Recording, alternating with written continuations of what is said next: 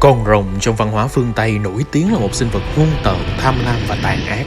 Vậy thì tại sao một loại vật tai tiếng như vậy lại trở thành biểu tượng của một đất nước yên bình như xứ Wales?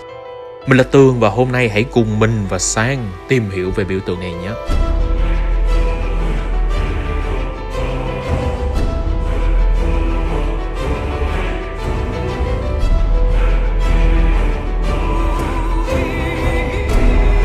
Wales là một trong 4 quốc gia nằm trong Vương quốc Liên hiệp Anh và Bắc Ireland nằm ở phía tây nam của đảo Anh.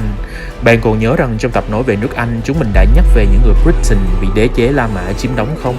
Người Wales chính là dân tộc Britain đông nhất còn sót lại sau khi người La Mã rút khỏi đảo Anh vào thế kỷ thứ 5.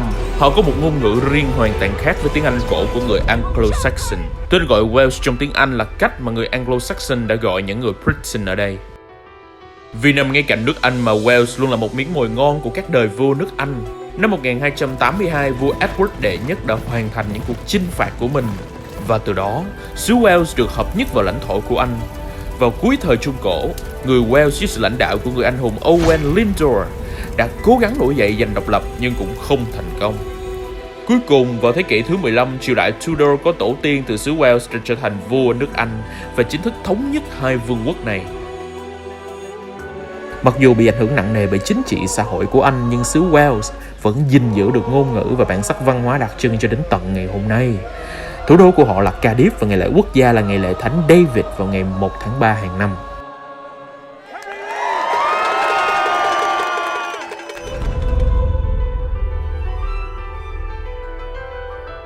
Trong đó, biểu tượng đặc trưng nhất thể hiện cho bản sắc độc đáo của xứ Wales chính là lá quốc kỳ với hình ảnh con rồng đỏ trên nền trắng và xanh. Khác với con rồng Trung Hoa có thân rắn, con rồng phương Tây thường được miêu tả như một con thằn lằn khổng lồ, có vảy và sừng cứng như thép bọc khắp thân, bay bằng đôi cánh như cánh dơi, thở ra lửa, có móng vuốt sắc bén và một cái đuôi đầy gai nhọn hoắt. Vậy thì tại sao một loài vật dữ tợn hung ác như vậy lại trở thành biểu tượng của một xứ sở huyền hòa như là xứ Wales? Nguồn gốc xa xưa nhất của con rồng đỏ xứ Wales có thể truy về câu chuyện dân gian Mabinogion kể về vua Cliff và Shepherless. Chuyện kể rằng, thuở xưa có một con rồng đỏ sinh sống ở đảo Anh. Một ngày nọ, có một con rồng trắng từ phương Bắc đến và tham vọng xâm chiếm toàn bộ vương quốc. Con rồng đỏ cố bảo vệ lãnh thổ của mình và chúng lao vào cắn xé nhau trong một trận chiến long trời lở đất. Tiếng gầm thét khủng khiếp của chúng làm những người phụ nữ phải sảy thai, lửa của chúng thiêu rụi mọi loài động thực vật. Lúc này, Cliff, vua của nước Anh, đã cho đào một cái hố khổng lồ tại Oxford, ngay tại trung tâm của đảo Anh, đổ đầy rượu mật ong vào rồi che lại.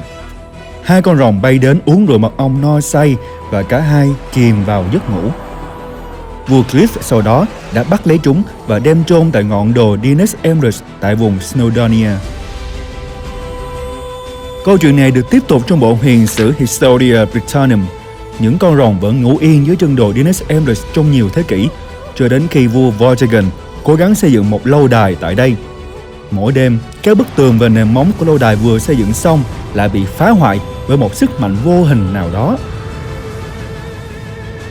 Các cố vấn của nhà vua cho rằng phải tìm ra một đứa bé sinh ra mà không có cha và hiến tế nó để việc xây lâu đài được hoàn thành. Vua Vortigern cuối cùng cũng tìm thấy một cậu bé như thế, và đó chính là Merlin, người sau này đã trở thành phù thủy khôn ngoan nhất thế giới. Khi Merlin được mời đến, cậu bé kể cho nhà vua nghe về hai con rồng dưới chân đồi Dinas Emrys. Vua Vortigern mới cho khai quật khu đồi lên, và quả nhiên hai con rồng liền bay ra và chúng lại lao vào cắn xé nhau. Cuối cùng, trước sự chứng kiến của mọi người, con rồng đỏ đã giành chiến thắng. Cậu bé Merlin giải thích rằng con rồng trắng mang màu nhợt nhạt của cái chết là biểu tượng của người Saxon sẽ đến xâm chiếm đảo Anh sau này. Còn con rồng đỏ mang màu căm giận và mãnh liệt là đại diện cho quân đội xứ Wales sau cùng cũng sẽ giành thắng lợi trước quân xâm lược. Và chiến thắng của xứ Wales sẽ được dẫn dắt bởi một người anh hùng mang lá cờ hiệu con rồng đỏ trong tương lai. Và người anh hùng đó, theo bộ giả sử Historia Regum Britannia, chính là vua Arthur Pendragon, vị vua huyền thoại đã cùng những hiệp sĩ bàn tròn của mình bảo vệ nước Anh chống lại sự xâm lược của người Anglo-Saxon vào thế kỷ thứ 5. Một điều thú vị là cái họ Pendragon của vua Arthur có nghĩa là đầu rồng, và nhân vật huyền thoại này đã trở thành một nguồn cảm hứng bất tận cho tất cả các đời vua trong lịch sử xứ Wales.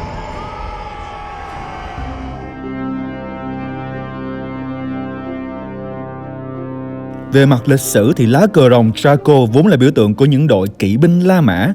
Do ảnh hưởng này mà những người thủ lĩnh người Celt tại Anh cũng đã sử dụng ngọn cờ hình rồng khi ra trận chiến đấu với quân Saxon xâm lược. Biểu tượng này sau đó đã được tiếp nối qua các đời vua chúa trong lịch sử của xứ Wales. Vào năm 1401, người anh hùng Owen Lindor đã dương cao ngọn cờ hình rồng cổ xưa của vua Arthur trong cuộc nổi dậy chống lại vua nước Anh trong trận chiến Tough Hill. Sau đó, trong năm 1485, Henry Tudor đã dương lá cờ rồng đỏ trên cánh đồng Bosworth, trận chiến cuối cùng trong cuộc chiến tranh Hoa Hồng kéo dài hàng thế kỷ. Nhưng đến cuộc chiến tranh Hoa Hồng thì đó là một loạt các cuộc nội chiến tranh giành ngai vàng nước Anh giữa hai dòng họ Lancaster và York, chính là nguồn cảm hứng cho tác phẩm Game of Thrones nổi tiếng toàn thế giới.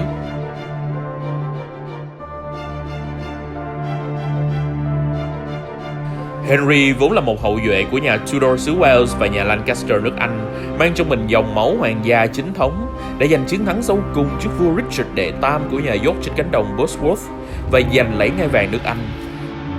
Sau trận chiến đó, Henry Tudor đã hợp nhất biểu tượng hoa hồng đỏ của nhà Lancaster và hoa hồng trắng của nhà York để tạo thành biểu tượng hoa hồng Tudor, một biểu tượng nổi tiếng khác của nước Anh. Henry trở thành vua Henry thứ 7 vị vua đầu tiên của triều đại Tudor. Triều đại này sau đó đã hoàn toàn hợp nhất nước Anh và xứ Wales, tạo ra những sự thay đổi triệt để mà ảnh hưởng của chúng vẫn còn kéo dài cho đến tận ngày hôm nay. Còn lá quốc kỳ xứ Wales hiện tại chính là hình ảnh con rồng đỏ của vua Arthur trong truyền thuyết và hai màu xanh trắng truyền thống của nhà Tudor lừng danh. Như vậy có thể nói, con rồng đỏ xứ Wales chính là một biểu tượng đại diện cho truyền thống lịch sử đầy tự hào của các đời vua chúa, anh hùng của xứ sở này. Nó thể hiện sức mạnh và lòng yêu nước của người Wales, có thể chống lại mọi quân thù xâm lược và bảo vệ đất nước thân thương của họ.